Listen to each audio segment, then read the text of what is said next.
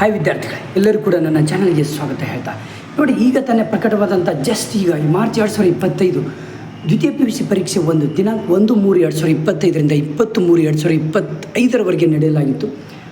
ಅದೇ ಎಲ್ಲ ವಿಷಯಗಳ ಉತ್ತರ ಪತ್ರಿಕೆಗಳ ಮೌಲ್ಯಮಾಪನ ಕಾರ್ಯ ಮುಕ್ತವಾಗಿರುತ್ತದೆ. ದ್ವಿತೀಯ PUC ಪರೀಕ್ಷೆ ಫಲಿತಾಂಶ ಪ್ರಕಟಿಸಿರುವಂಥ ಸಂಬಂಧ ದಿನಾಂಕ 8/4/2025 ಮಧ್ಯಾಹ್ನ 12:30 ಗಂಟೆಗೆ ಕರ್ನಾಟಕ ಶಾಲಾ ಪರೀಕ್ಷೆ ಮತ್ತು ಮೌಲ್ಯ ನಿರ್ಣಯ ಮಂಡಳಿಯಲ್ಲಿ ಮಾನ್ಯ ಸಚಿವರು ಶಾಲಾ ಶಿಕ್ಷಣ ಮತ್ತು ಸಾಕ್ಷರತಾ ಇಲಾಖೆ ಇವರ ಅಧ್ಯಕ್ಷತೆಯಲ್ಲಿ ಸುದ್ದಿಗೋಷ್ಠಿಯನ್ನು ಕರೆಯಲಾಗಿದೆ.